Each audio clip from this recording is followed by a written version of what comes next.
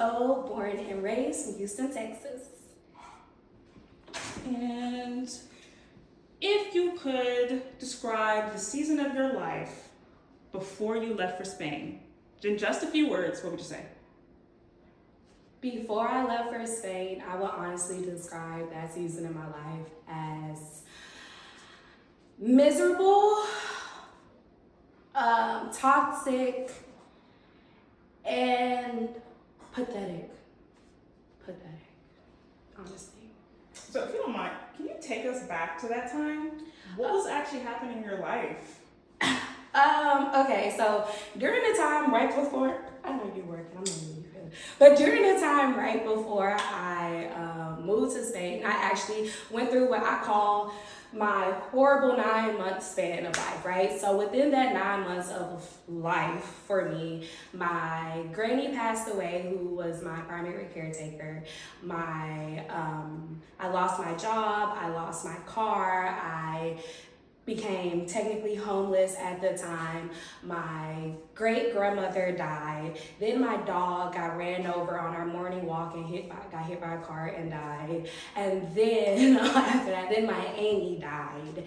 And my aunt was also like literally my best friend in life. She was the biggest person for me outside of my granny. So it really took a lot out of me to be just fresh out of college, moving back to Houston.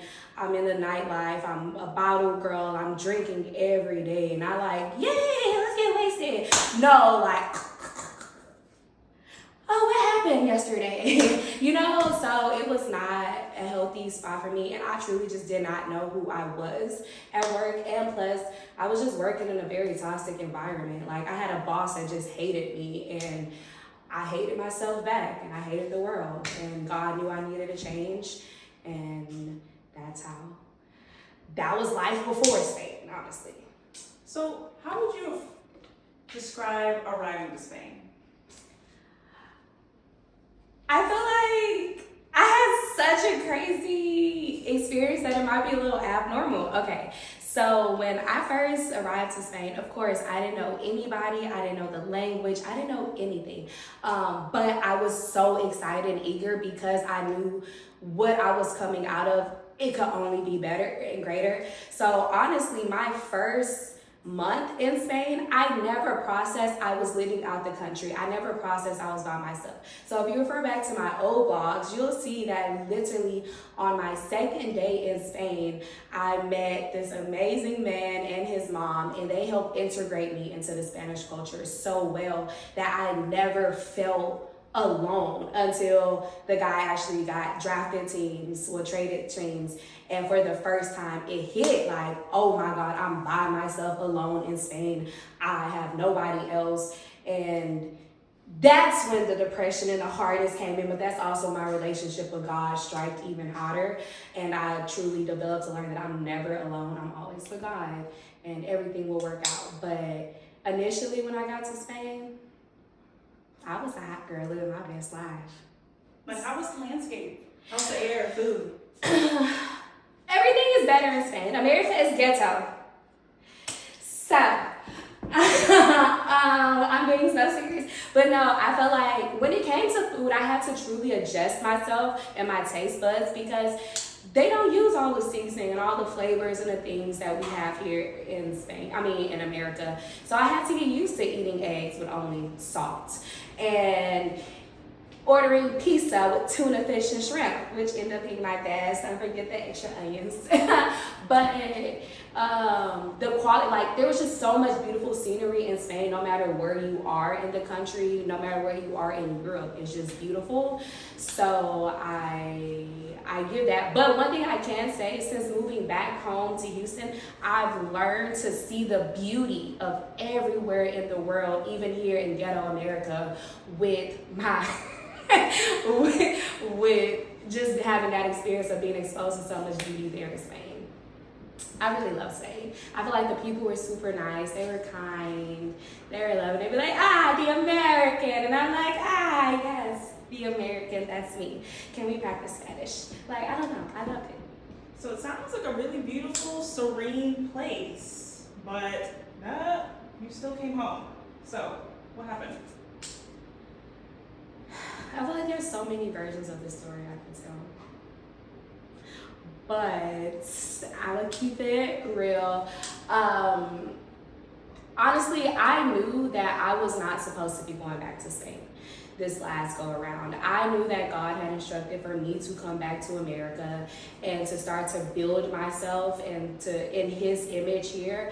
But I was just filled with so much fear of being limited to America and coming back to misery that I would forever live in misery, right? And so I had to finally come to peace with understanding that God had already prepared me for every single trial that I was about to face once I relocated.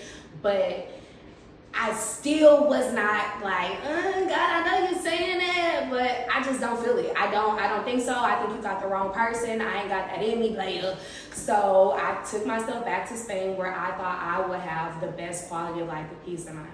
Y'all, within me arriving to Spain, there was problems with my housing, so I had to stay in like a hostel for a while. And then I did finally find a place, and it was just like so much that the nice flat I had was really, really nice, very beautiful in the city center and everything, but it was old and it was triggering my allergies. And then somehow I developed a respiratory infection, and that respiratory infection grew to now developing bronchitis. And then on top of that, it had ended up like I had a mass, like a physical blockage in my lungs. And I got to the point I was literally coughing and sneezing up blood, but nobody was taking me serious at the hospitals out there. Like, they were not taking me serious. It took me reaching out to American doctor virtually. They ran the panels, they ran the tests, and immediately I got sent out to a specialist. And come to find out I was experiencing lung failure, and I was just like really, really, really, really miserable. And my dad was like, come back home. Before I had even left, my dad was like, I'll do everything, to help you to stay and rebuild yourself. Just don't go. And I'm like, no, I need to go. I can't be here. But in actuality, as soon as I arrived, God made it physically impossible for me to be in an area of life that he no longer called me to be in. So packed up and moved back out here to Houston, and it's been ghetto ever since. So we've got a verse here. He has made everything beautiful in its time. Does that land differently for you now, looking back? 1,000%. I feel like despite the struggles that I'm facing and I've been dealing with since I've been here in America, God has overly provided for me at the exact moment of time, every single time, and I see the beauty in everything he's doing for me.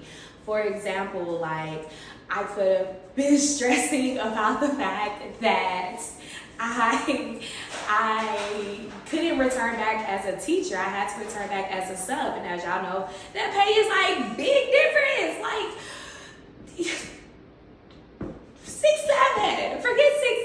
67,000 and 67. Like, it's a big difference. But I had to shift my perspective and realize, hey, I landed in America on Tuesday at 10 p.m. and by Wednesday, 6:30 a.m., I'm already employed at work collecting money, right? So yeah, and it was a struggle, but I feel like God has showed up for me right on time every single time, and it's been beautiful.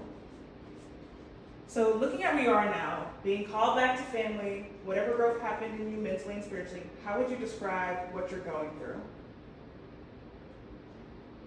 Can you repeat the question one last time? Yeah. So looking at where you are now, being called back to your family, whatever growth happened in you mentally and spiritually, how would you describe what you're going through now?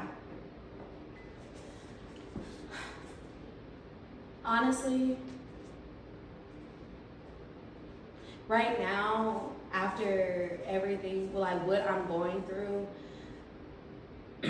I can confidently say that I'm not that old version of myself. I'm not the girl that's filled with worry, anxiety, depression, anger, of any of these things.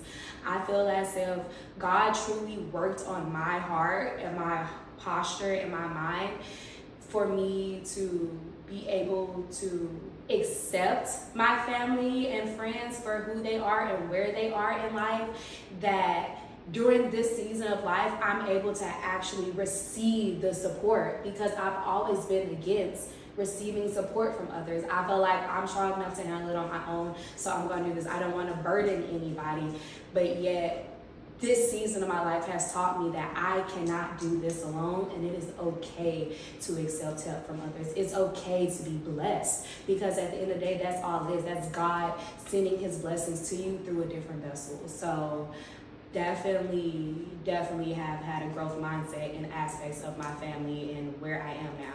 Like, I'm not where I want to be, but I'm not where I could have been, and I'm very thankful for that.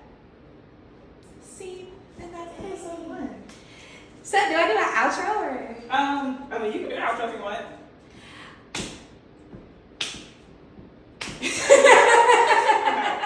So I'm gonna pause this. I'm a little worried, a little bit.